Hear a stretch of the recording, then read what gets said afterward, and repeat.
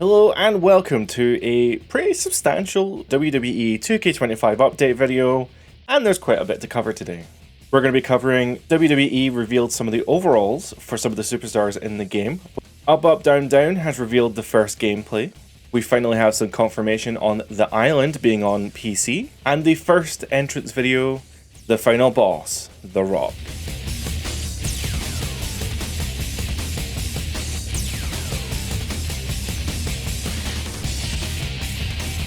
Okay, so our first piece of news today is some WWE 2K25 overalls. And what overalls are, as you may know or may not know, the overall is the stat that the wrestler gets when all their stats are added together, and it's giving like a general overview of their stats. For example, somebody who is a 90 overall is better than someone who is a 50 overall. So during WWE Raw on Monday, they showed off a little lower third graphic, one of these little guys, or one of these little guys that have the subscribes thing. They basically had one of them, but it was for wrestlers and their overalls. But it actually revealed the existence of quite a few wrestlers in the game. So going through the list in alphabetical order, we have Dragon Lee at 78, which is 1 point higher than last year's game. Io Sky at 89, which is also 1 point higher than the previous game. Kofi Kingston this year is an 81, whereas last year he was an 80. So again, continuing the trend of only being 1 point higher than last year.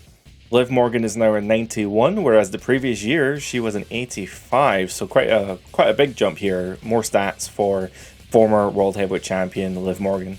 Logan Paul this year is a 90, which is the same as last year, however the stat distribution could be slightly different. Rey Mysterio this year is an 86, which is the first person to go down, as last year they were 88. And Xavier Woods is an 80 this year, whereas last year he was a 78. And that's it for WWE 2K25 overalls today. I'm sure there will be many more reveals as the days go on. There may be more reveals on Friday Night SmackDown. Who knows? But either way, that's all we got just now. So let's move on to some new wrestler confirmations that came courtesy of Up Up Down Down.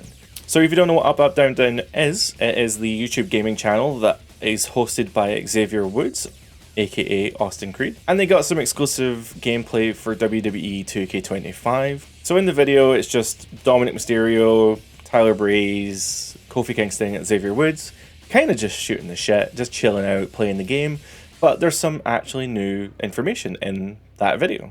So the obvious ones are Afa and Sika of the Wild Samoans. The first match that they play in the video, they play a showcase mode dream match, and it's the Wild Samoans against the Dudley Boys. So I guess confirmation of the Dudley Boys this year, but although they were in last year's DLC. The Wild Samoans are managed by Captain Lou Albano, which is also very cool. Although they're not in the video, sadly, Xavier did drop a little tidbit saying that 5-minute warning are in the game, which is great because that's just another version of Umaga. I believe it was Jamal was Umaga, but his tag team partner at that time was Rosie. So very cool that Rosie and Jamal made it into the game. And then once they were done with the showcase mode, they did move on to a 10-person Royal Rumble, I believe. It was an intergender Royal Rumble that featured obviously men and women from their respective rosters.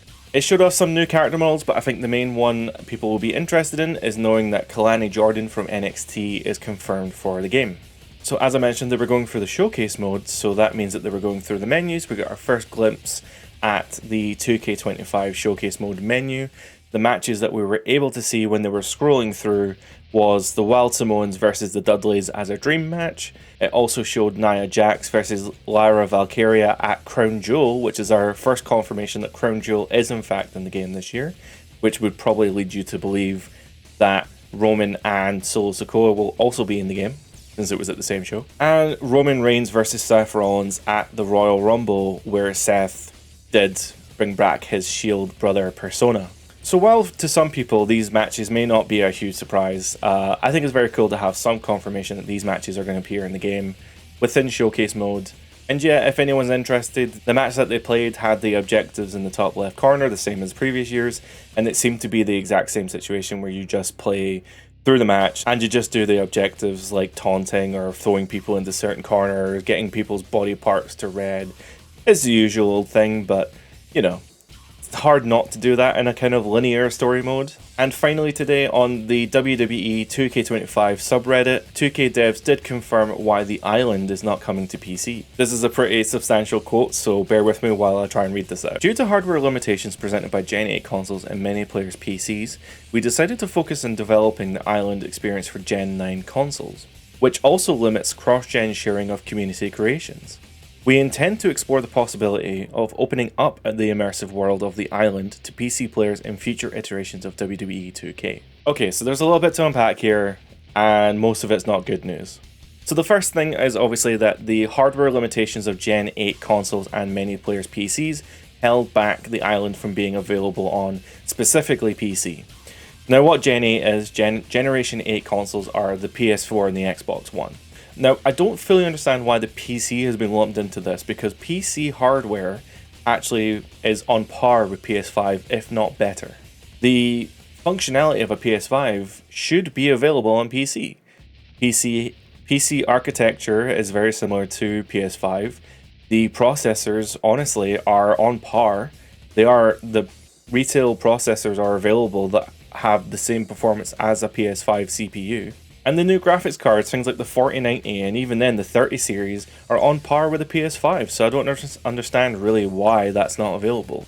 Now you might argue, yes, the PS5 and the Xbox Series X, they have inbuilt storage, they have inbuilt memory systems like the SSD that allow them to load hundreds of gigabytes in a second. And yes, that is a very fair argument to make, and that may actually be the deciding factor for the island being locked to these consoles. However, there are many PCs that have this built in as well. You can put an SSD into a PC. And look, I would love to say that there are many other games companies out there that are doing this exact same thing. However, PlayStation themselves, over the last couple years, have been spending a lot of time releasing their PlayStation 5 games on PC, such as Spider-Man 2, which came out this month, Ghosts of Tsushima, The Last of Us Part 2, and The Last of Us Part 1 as well. There are so many PS5 games that are coming to PC. There are so many games that are able to come out cross-gen that don't have this limitation on there. I don't really know why the PC version in particular is being held back just because of the PS4 and the Xbox One. But that's the island. Let's talk about that other quote that's in there, kind of buried in there, that if you read between the lines, you understand really what they're talking about here. They decided to focus the development on the island experience for Generation 9 consoles, which is the PS5 and the Xbox Series X, which also limits cross-gen sharing of community creations.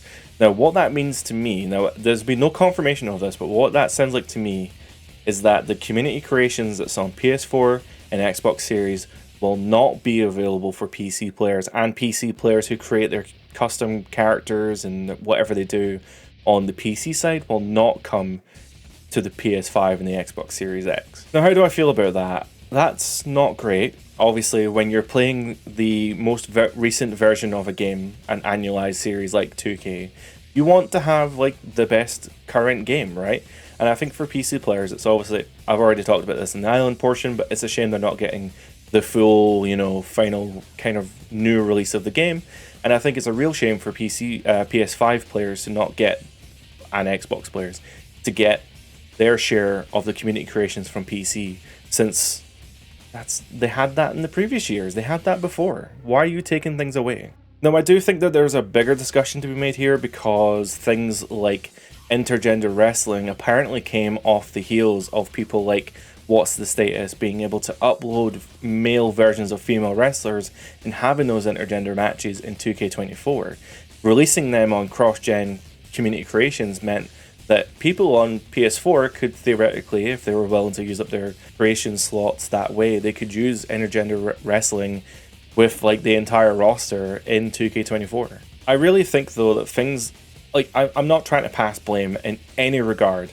I think things like What's the Status, like being able to mod or do whatever they do with those mods and able to create those PC exclusive creations and share them on the cross-gen community creation platform for console owners to have these modded modes and characters and stuff. I think that's probably a really, really big decision maker for things like this.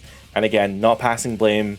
I think that Status is doing God's work with the things that they do. I just think it's a shame that 2K decided to take this specific approach by limiting certain platforms just because these mods and these loopholes existed before.